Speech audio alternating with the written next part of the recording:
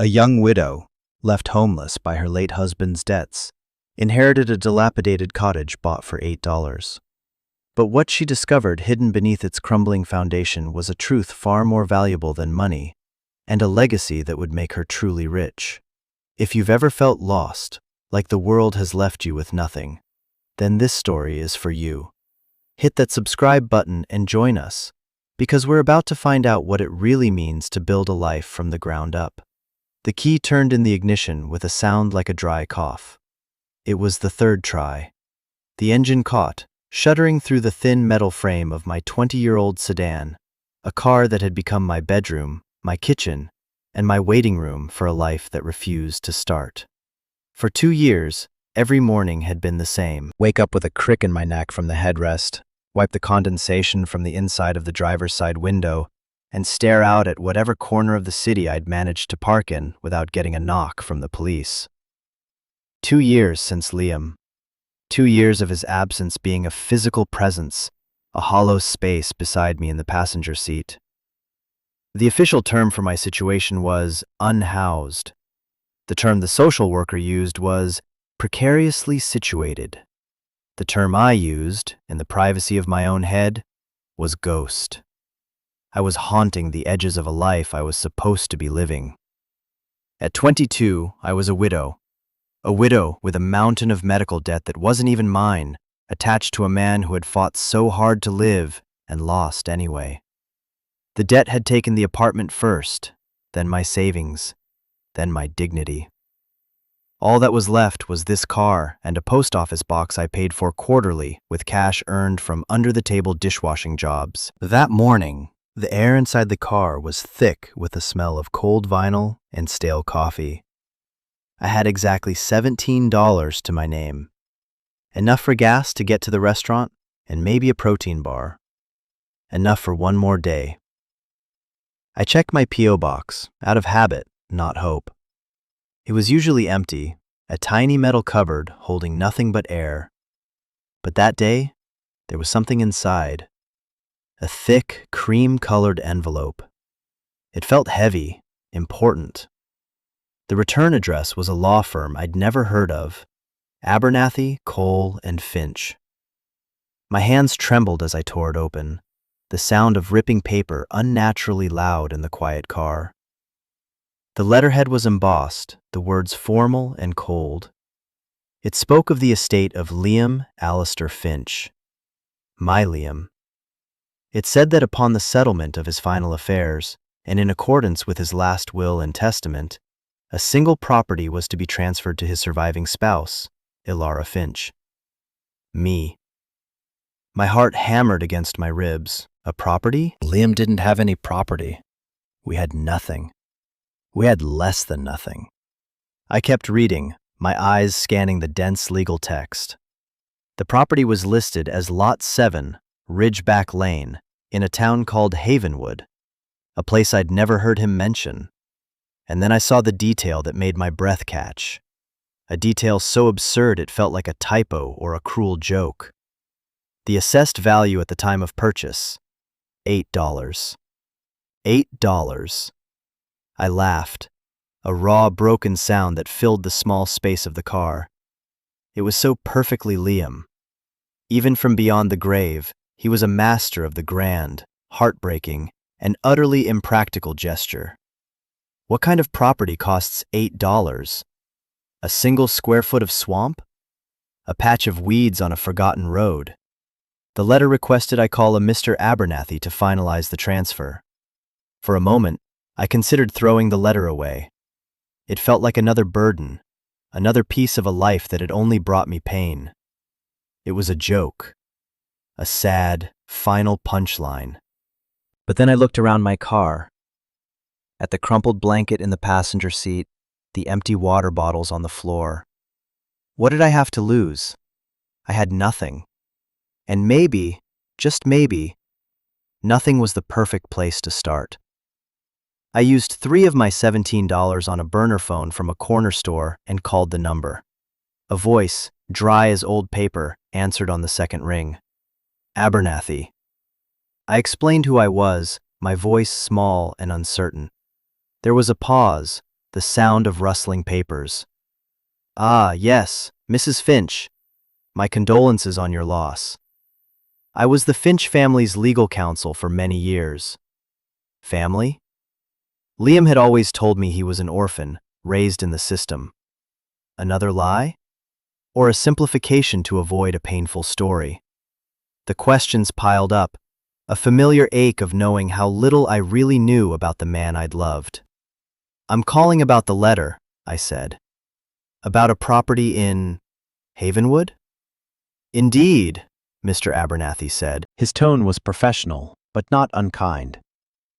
"It's a small parcel of land, just under an acre, with a structure on it. Your husband purchased it about a year before he passed. It was a delinquent tax property, which is why the purchase price was so negligible.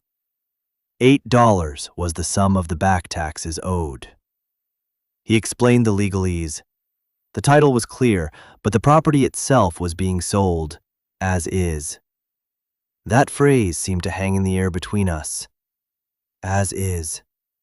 Like my life. "What kind of structure?" I asked, picturing a collapsed shed.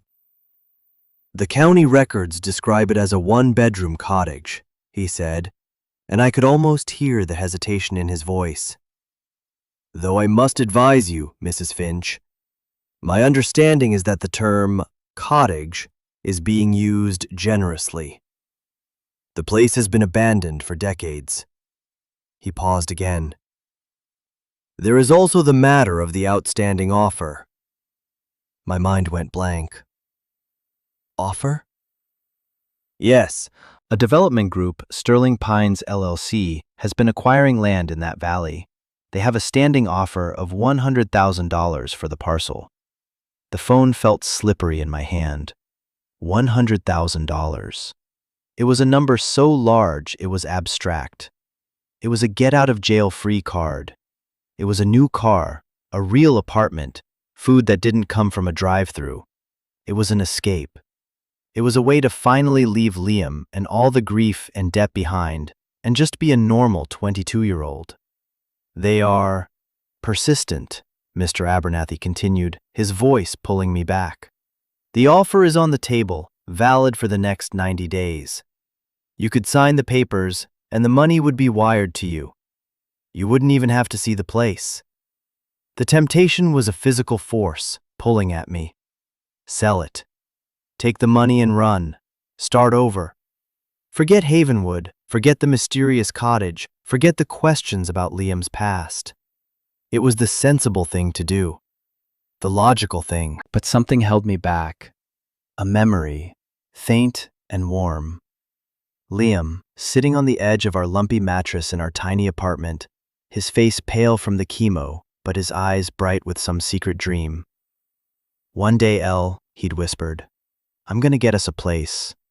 A real place, with trees. So quiet you can hear your own heartbeat. A place where nobody can find us." Was this it? Was this his desperate, last-ditch attempt at that dream? A dream he bought for $8.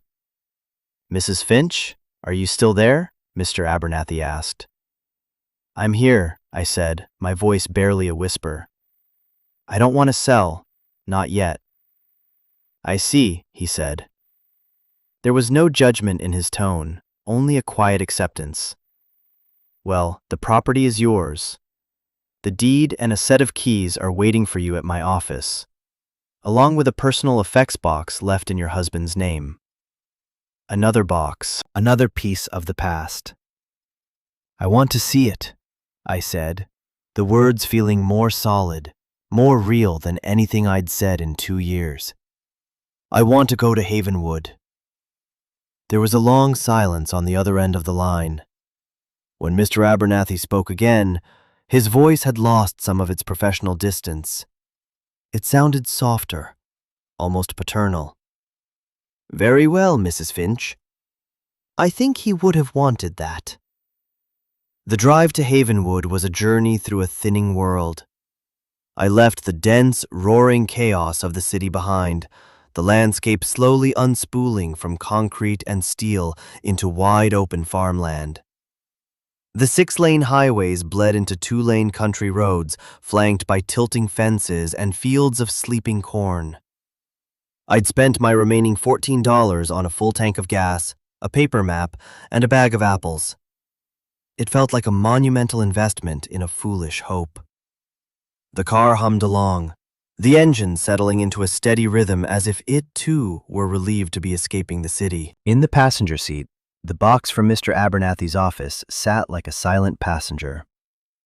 It was a simple cardboard file box, sealed with yellowing tape. "Personal effects," it said in Liam's familiar, messy scrawl. I hadn't opened it yet. I was afraid to. Afraid of what I'd find, and what I wouldn't. The miles rolled by. The sky was a vast, bruised purple, the sun setting behind a line of distant hills that looked like the hunched shoulders of sleeping giants. I'd never seen a sky so big. In the city, the sky was just a sliver of light you saw between tall buildings. Here it was everything. It was overwhelming. Havenwood wasn't on the main road. I had to turn onto a smaller, unpaved lane marked by a faded wooden sign. The car bounced and jostled over the gravel, dust kicking up behind me in a thick plume. The trees grew closer together here, their branches interlocking overhead to form a canopy, plunging the road into a deep, green twilight. It felt like driving into a tunnel, a passage to another place, another time. Ridgeback Lane was more of a dirt track than a road. I almost missed it. The sign was gone, only a splintered post remained. I turned the car, the headlights cutting a shaky path through the encroaching wilderness. Weeds grew thick in the middle of the track, scraping against the undercarriage of the car. It was clear no one had driven this way in a very long time. My little sedan, a creature of asphalt and parking garages, felt utterly out of place. After another quarter-mile of careful, lurching progress, the track opened into a small clearing. And there it was. The word Mr. Abernathy had used was cottage. The word that came to my mind was wreck. It was small, a simple wooden rectangle with a sharply peaked roof, but it was in a state of profound decay. The porch sagged dramatically to one side, as if it had given a great sigh and was halfway to lying down. Several windows were boarded up, others were just dark, gaping holes. The paint, once probably white, had peeled and blistered away, leaving the wood beneath exposed and silvered by years of sun and rain. It was surrounded by a sea of overgrown weeds and tangled blackberry bushes, which clawed at the walls as if trying to pull the whole structure back into the earth. It wasn't just abandoned, it felt forgotten, erased. I killed the engine. The sudden silence was absolute. No traffic, no sirens, no distant hum of the city. Just the whisper of the wind in the tall pines that stood sentinel around the clearing, and the frantic, insistent chirping of crickets. It was the quiet Liam had talked about. So quiet I could hear my own heartbeat, a frantic, frightened drum against my ribs. For a long time, I just sat there, staring at it. This was my inheritance, this ruin. $100,000 seemed like a fortune for this pile of sticks. Sterling Pines LLC must be buying the land, not the building. They'd probably bulldoze it the day after the papers were signed. A wave of despair washed over me, so cold and heavy it felt like the deep water of a lake. This was a mistake, a stupid, sentimental goose chase. I should have taken the money. I should have signed the papers and never looked back. I was about to turn the key, to put the car in reverse and flee back to the world I knew, however miserable it was. But my eyes caught on something, a flash of stubborn color in the gray, dying light. On the one shutter that wasn't broken or hanging off its hinges, someone had painted a small, clumsy-looking sunflower. It was faded and chipping, but it was undeniably there. A tiny, defiant gesture of hope against the overwhelming decay. And I knew who had painted it. Liam had painted a sunflower exactly like that on the wall of our first apartment, the one we got evicted from. It was his signature, his little mark on the world. He had been here. He had stood in this clearing, looked at this same wreck, and he hadn't seen a ruin. He had seen a project. He had seen a future. My hand fell away from the ignition key. Tears I hadn't realized I was holding back began to trace hot paths down my cold cheeks. I wasn't running. Not yet. I got out of the car, the old key from Mr. Abernathy's envelope clutched in my hand. The air was cool and smelled of damp earth, pine needles, and something else. Something like time itself. I pushed my way through the thorny bushes, my jeans catching on the brambles. The porch steps groaned under my weight, but they held. The front door was swollen in its frame, the wood dark with moisture. The key was old-fashioned, made of heavy, tarnished brass. It slid into the lock with a gritty sound. I turned it. The lock was stiff from disuse, but with a final, protesting shriek of metal on metal, it gave way. I pushed the door. It scraped against the floor, opening just enough for me to slip inside. The air that hit me was thick and musty, the smell of a place that had been sealed for a generation, a tomb of dust and stillness. The inside of the cottage was even darker than the outside. The last of the evening light struggled to pierce the grime on the few remaining panes of glass and the boards over the other windows. Dust motes danced in the weak shafts of light like tiny, frantic ghosts. The cottage was essentially one room, with a small partitioned-off area in the back that I assumed was the bedroom and a tiny, dilapidated bathroom. A stone fireplace, black with soot, dominated one wall. The floor was wide planks of wood, coated in a thick layer of gray dust that puffed up around my feet with every step. There was no furniture, save for a single wooden chair that stood alone in the center of the room, as if waiting for someone. It was the only object not covered in a shroud of dust. Someone had wiped it clean. Liam. He must have sat here. What had he thought, sitting in this empty, decaying room? I ran my hand along the cold stone of the fireplace mantel. My fingers came away black.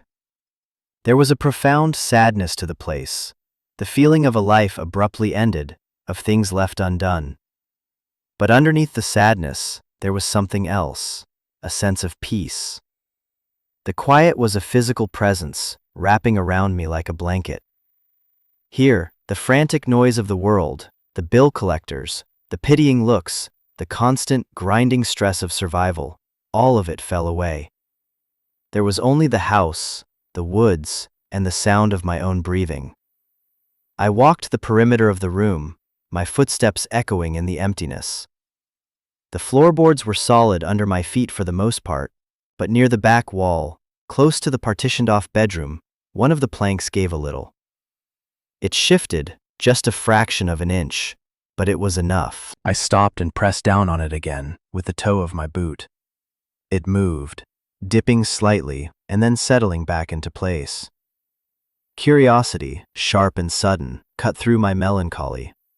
I knelt, the rough wood of the floor cold through my jeans. The dust was thinner here, as if this spot had been disturbed more recently than the rest of the room.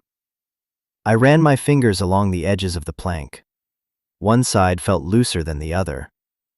Using my fingernails, I managed to get a purchase on the edge and pull. It resisted at first, then lifted with a low groan of old wood. The plank was about 3 feet long. I set it aside, my heart starting to beat a little faster. Beneath it was a dark, rectangular cavity, a hollow space between the floorboards and the dirt foundation below. And nestled in that space was a box. It wasn't a cardboard box like the one in my car. This was a metal box, an old army surplus ammunition can, painted olive drab. It was heavy when I lifted it out, the cold metal shocking my skin. It wasn't locked. I placed it on the floor in front of me, took a deep breath, and unlatched the 2 clasps on the front. The lid opened with a stiff, metallic sigh. The contents were packed tightly. On top was a thick, folded oilcloth.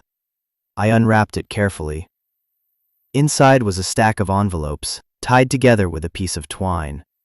They were addressed to me, to Ilara, in Liam's handwriting. My breath hitched. It felt like he was in the room with me. A wave of dizziness washed over me, and I sat back on my heels.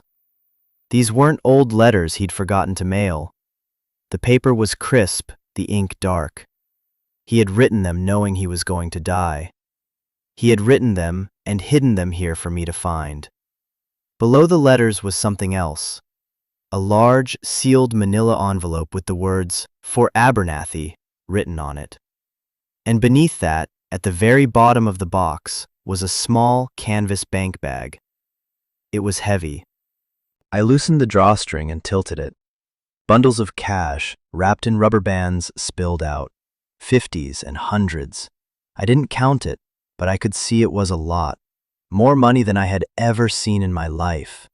Where did a broke, sick kid get this kind of money?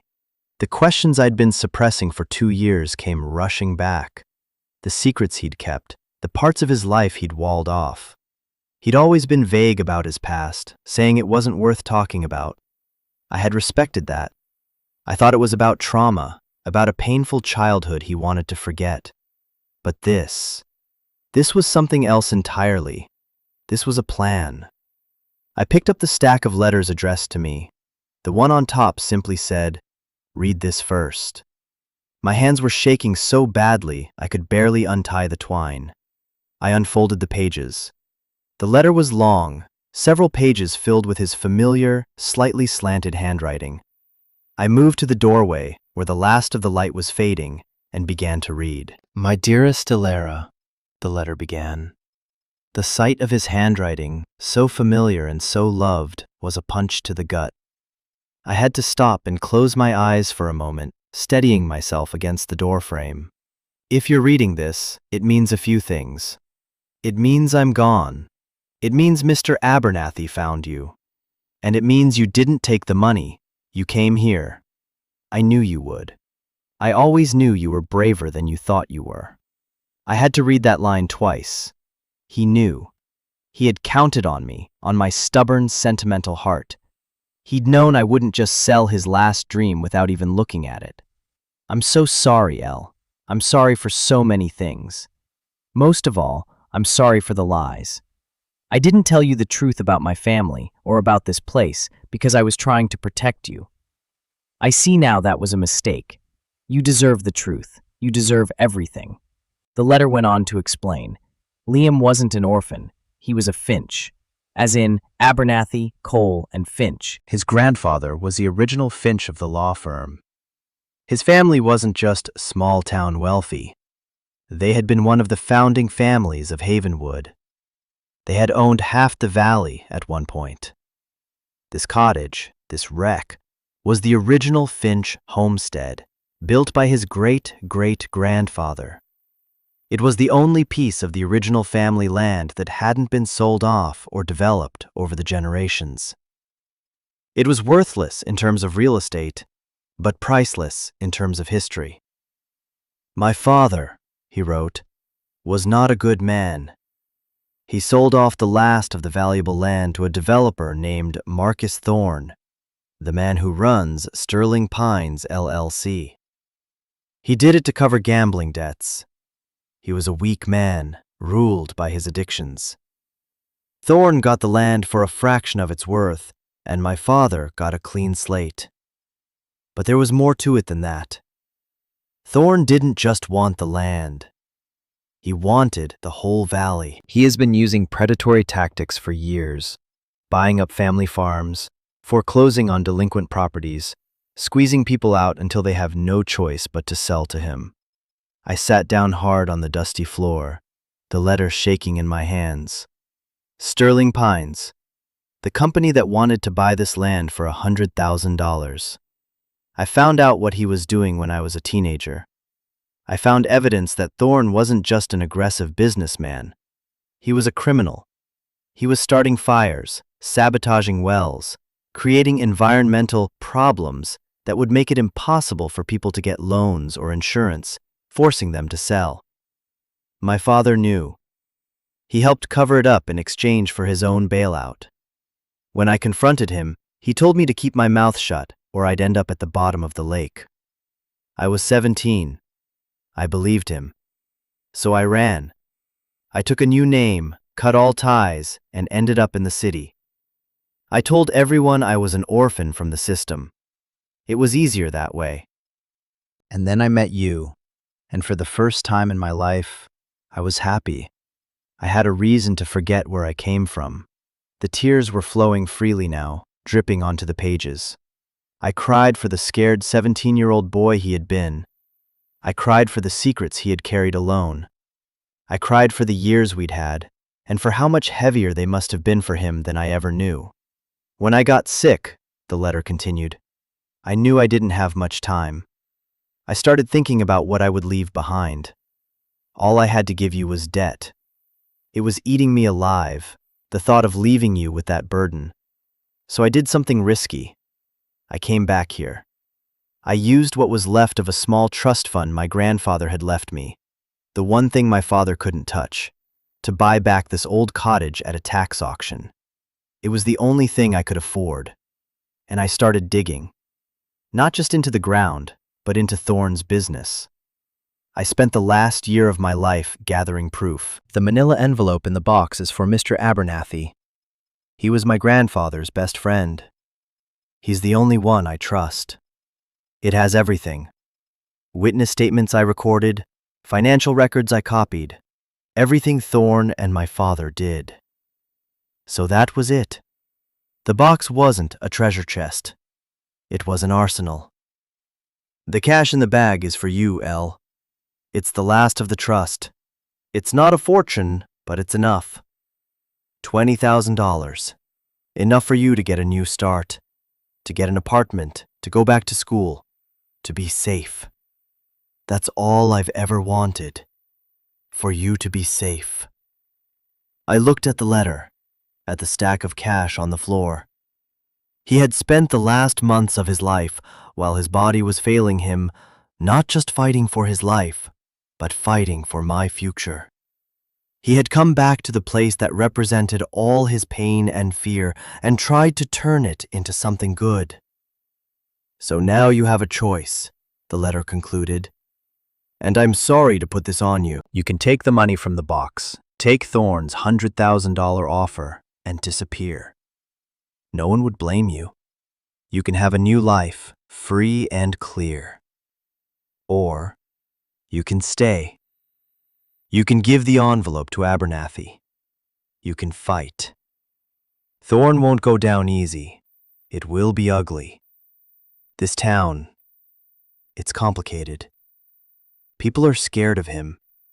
But fighting for this place, for the memory of all the families he pushed out, it's the right thing to do. This cottage is worthless, but the land, the valley, it's worth everything. I couldn't finish the fight, Elle, but maybe you can. Whatever you choose, know that I love you. I have loved you every second of every day. Be happy. That's all I ask. Your Liam. I folded the letter, my whole body trembling. The quiet of the cottage was no longer peaceful. It was charged, heavy with the weight of Liam's last words, with the choice he had left me. Take the money and run, or stay and fight. I sat there in the deepening twilight, the world shrinking to the four walls of that dusty, broken cottage. The air was cold, but I didn't feel it. A fire was burning inside me, a volatile mix of grief, rage, and a love so fierce it hurt. Liam, my gentle, funny Liam. The man I thought I knew was just a fraction of the person he'd truly been. He had carried this immense burden alone, shielding me from a past that was darker than I could have ever imagined. The $100,000 from Sterling Pines was no longer a get-out-of-jail-free card.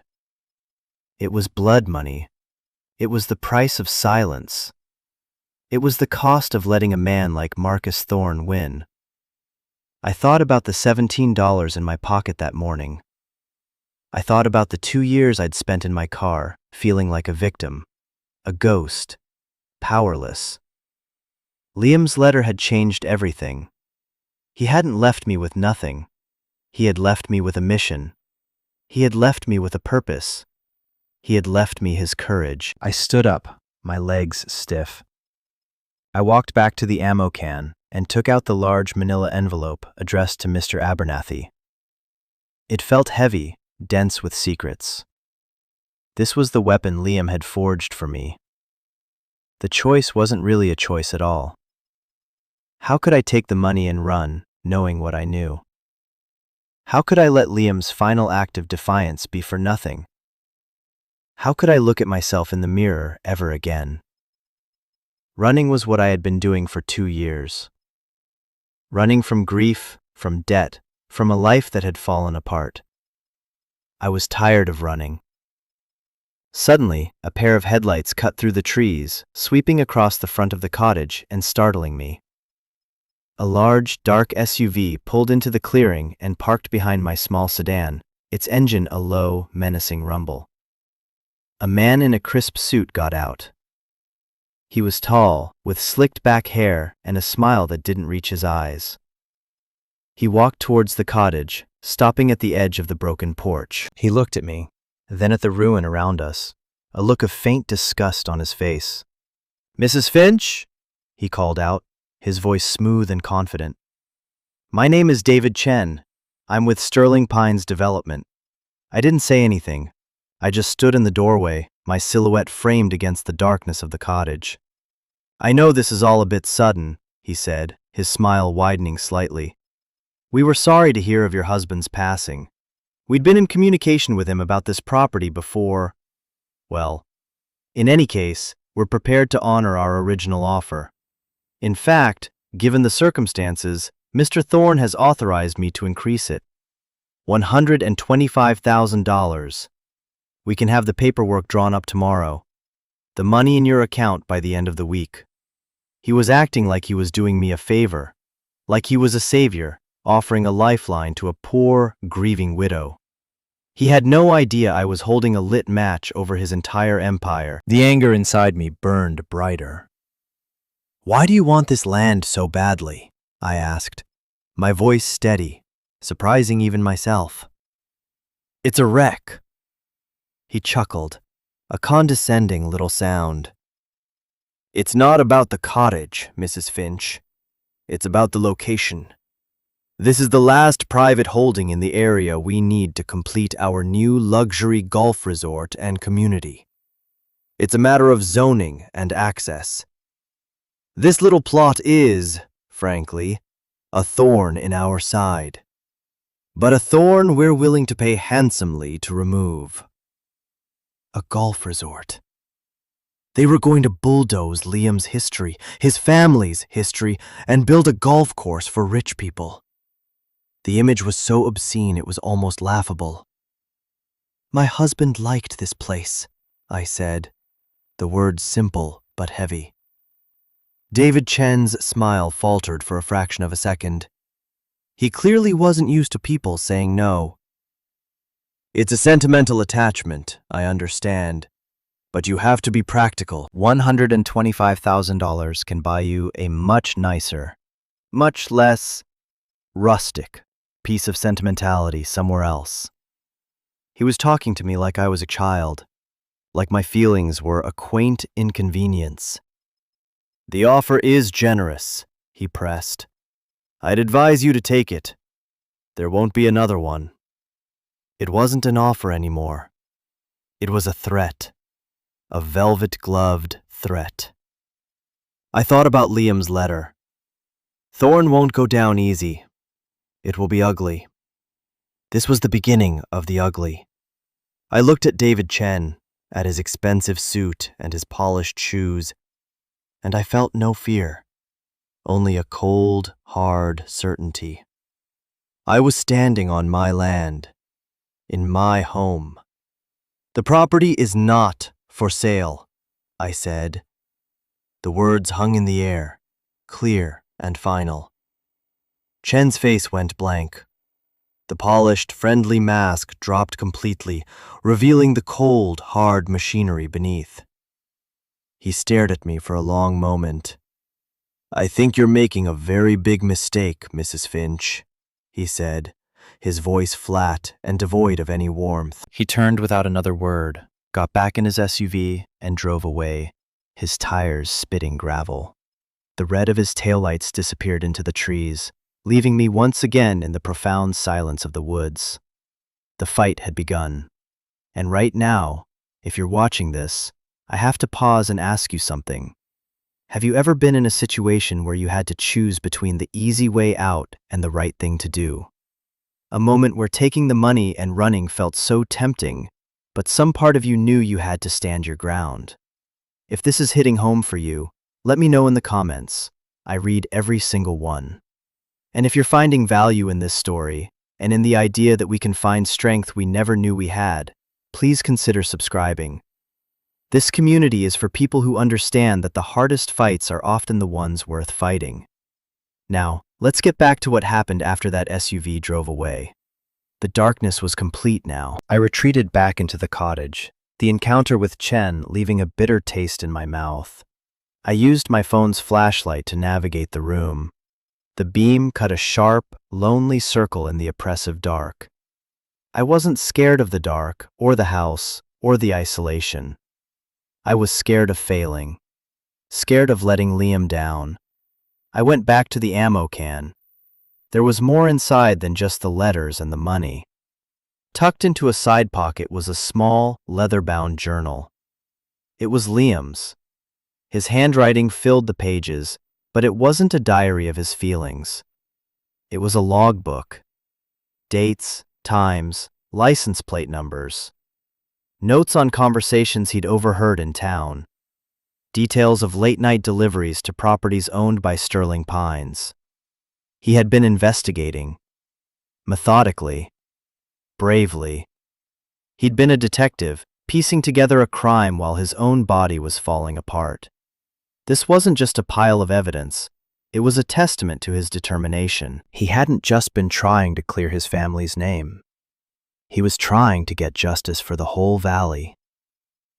Flipping through the journal, I saw names of other families, other properties. The Jacksons, whose well had mysteriously been contaminated.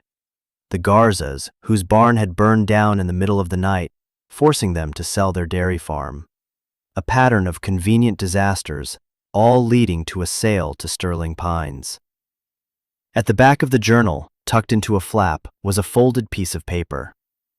It was a hand-drawn map of the cottage property. It was detailed, with measurements and notes. One spot near the crumbling stone foundation at the back of the house was circled in red ink. Next to it, Liam had written 2 words. Contingency plan. I knew what I had to do. The night was cold, but I wasn't going to sleep in the car. Not tonight. I brought in my blanket and the bag of apples. I found a few thick candles in the ammo can, along with a book of matches. I lit them and placed them on the fireplace mantel.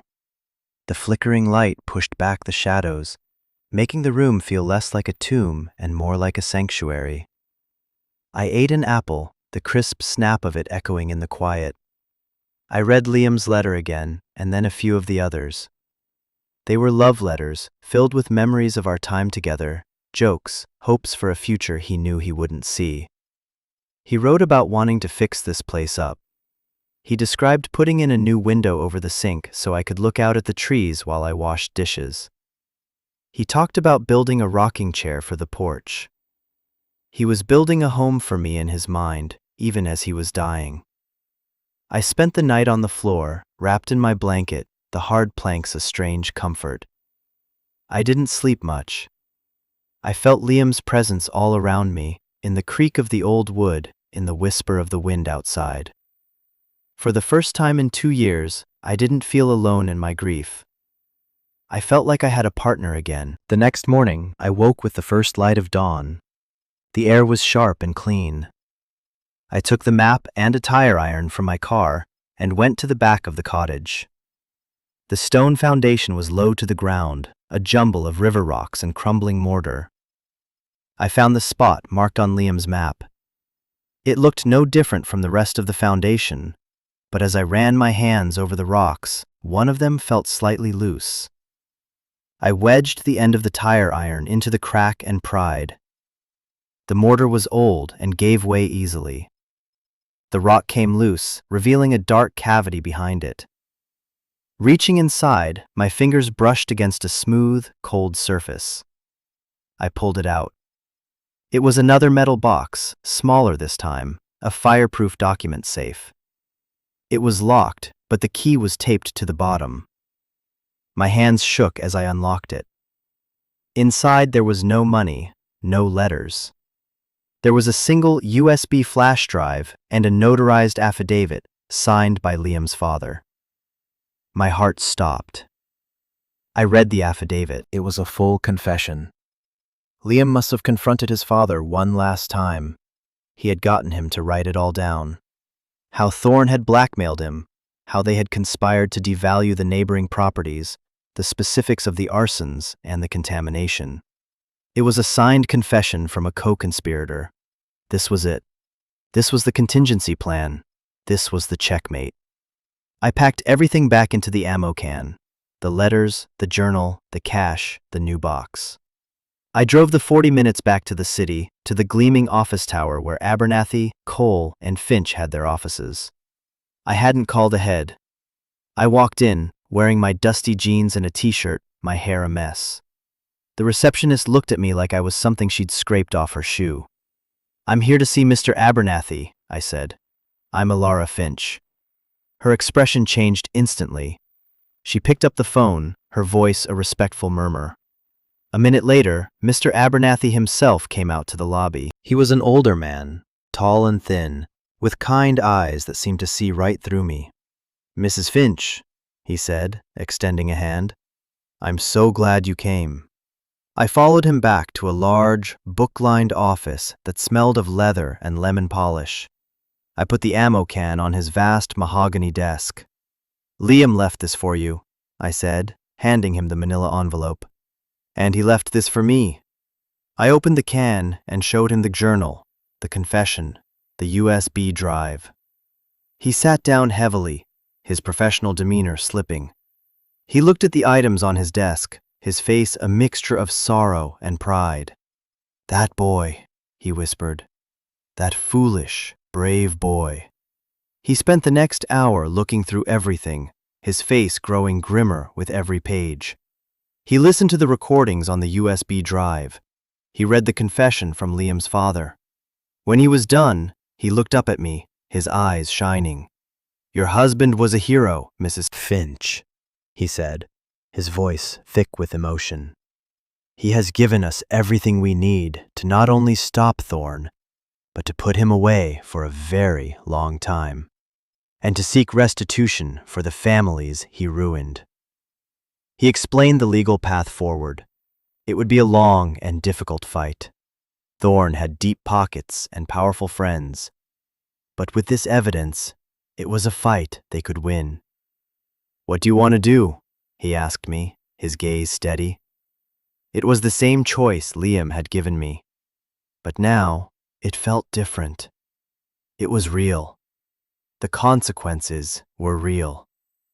"I want to fight," I said, without a moment's hesitation. "Good," he said, a slow smile spreading across his face. "Because I've been waiting 20 years to take that man down."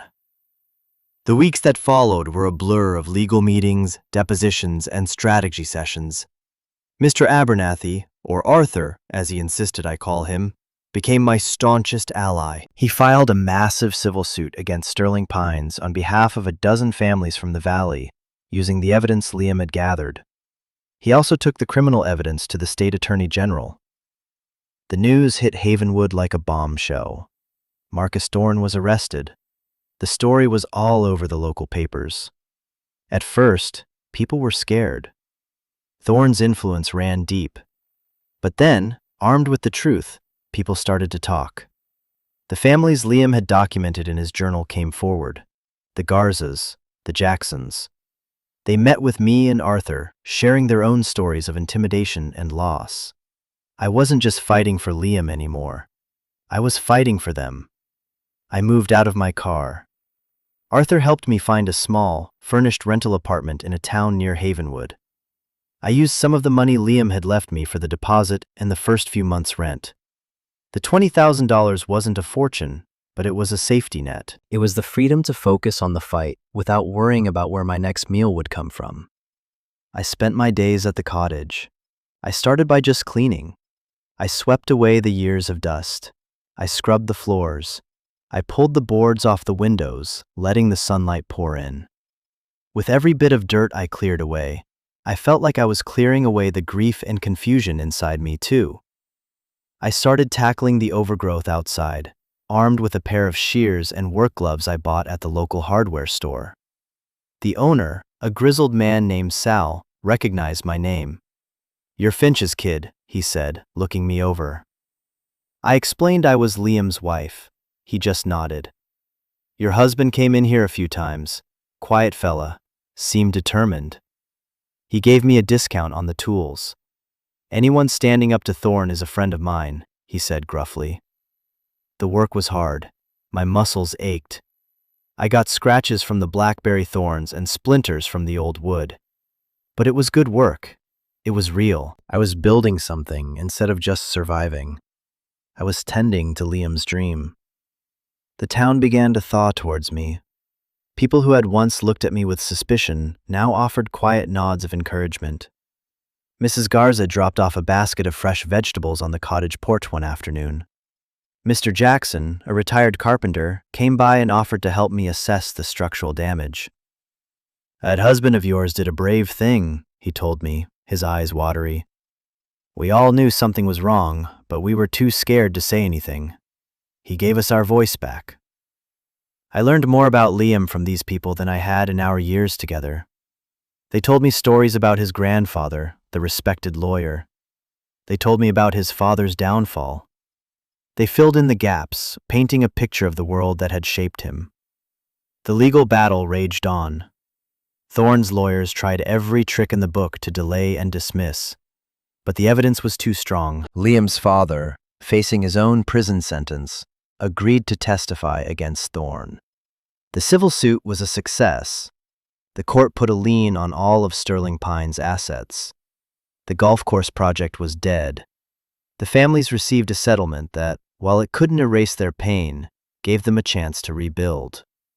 Marcus Thorne was eventually convicted of racketeering, fraud, and arson. He was sentenced to 20 years in prison.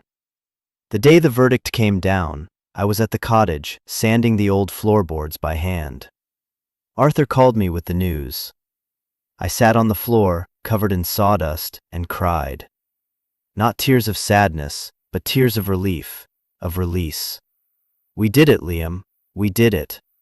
In the aftermath, a strange quiet settled over the valley. The threat that had loomed for so long was gone. There was a sense of a collective exhale. With the legal battles over, I had to decide what to do with my own life. The settlement hadn't made me a millionaire, but I had my portion, enough to live comfortably for a while. I could have sold the cottage. Its value, now that the valley was safe from predatory development, had increased significantly. I could have taken that money, combined it with the settlement, and gone anywhere in the world. I could have gone back to school, started a career. But the thought of leaving Havenwood felt wrong. It felt like abandoning my post. I had put down roots in the rocky soil of that 1-acre plot. This place, this wreck, had saved me. It had given me back to myself. I decided to stay. I used the settlement money and the rest of the cash Liam had left me to begin the real work of bringing the cottage back to life. I hired Mr. Jackson and a small crew of local workers. They respected the history of the place. They didn't gut it, they restored it. They leveled the foundation, reinforced the structure, and put on a new roof. We saved the original floorboards and the stone fireplace.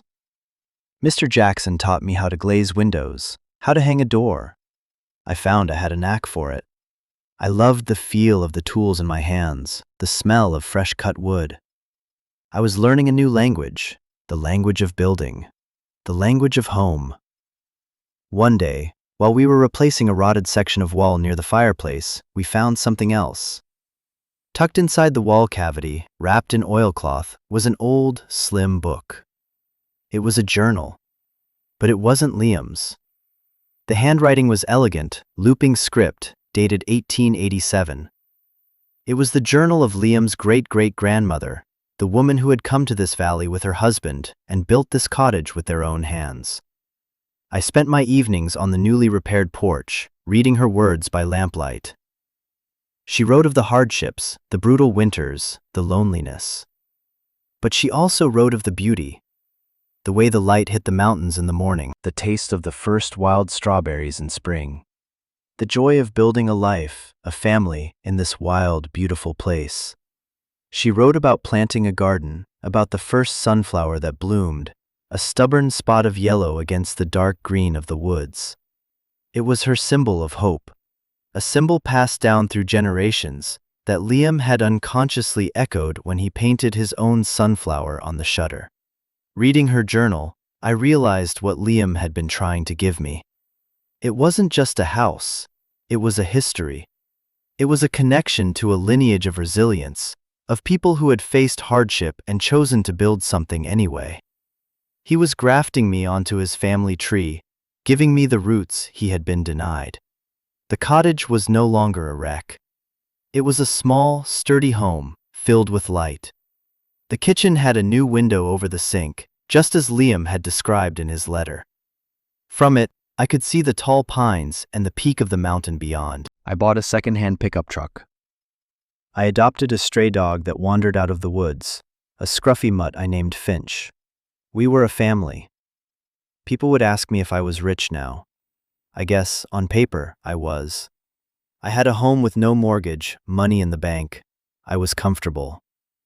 But that wasn't the richness that mattered. The real wealth wasn't the money. It was the truth I had uncovered. It was the justice we had won for the valley. It was the community that had embraced me, the friends I had made. It was the quiet mornings on the porch with Finch, a cup of coffee in my hands, watching the sunrise. It was the feeling of my own strength, a strength I never knew I possessed. It was the legacy of love and courage that Liam had hidden for me, a treasure buried not for its monetary value, but for its power to transform. He had left me a choice, and in choosing the harder path, I had found my way home. And so, my life began again. Not from scratch, but from a foundation of truth and love that had been laid long before I ever arrived. The cottage became my sanctuary, but also my workshop. I discovered a passion for restoration, for bringing old things back to life. I started small, helping neighbors with repairs, and eventually, with Mr. Jackson as my mentor, I started a small business focused on historical preservation in the valley. We saved old barns, restored farmhouses, and helped people hold on to their history. I found my purpose in that work. I became a guardian of the valley's past, just as Liam had been. I never remarried. My love for Liam was a quiet, constant presence, a part of the person I had become. His memory wasn't a source of pain anymore. It was a source of strength. I lived with his courage every day. Sometimes, on quiet evenings, I take out his letters and read them again. They remind me of where I came from, and of the incredible, brave man who saw a future for me, even when I couldn't see one for myself. The $8 cottage. It sounds like a fairy tale, but the truth is, its value was never about the money. Its value was in the story it held, the secrets it kept, and the choice it offered me. It was the key to unlocking a life I never thought I could have, a life of purpose, community, and peace. It taught me that sometimes, the greatest treasures are the ones that force us to be brave. They are the legacies that don't make us rich in dollars, but rich in spirit. Rich in a way that no amount of money can ever buy. And that's the real story. That's the real inheritance. This journey taught me that home isn't just a place you live. It's a place you fight for. It's a place you build, not just with wood and nails, but with truth, with courage, and with love. And sometimes, You have to tear everything down to the foundation to find out what it's really made of. If you've made it to the end of my story, thank you. Thank you for sitting with me through the darkness and the light. My question for you is this: what does home mean to you? Is it a place, a person, or a feeling? Share your own story in the comments below. I promise I will read them. Because every story of finding our way back to ourselves deserves to be heard. And if you believe in second chances, in the power of truth, and in the idea that we are all stronger than we think, then hit that subscribe button and become a part of this community. You are not alone. We're all just trying to find our way home.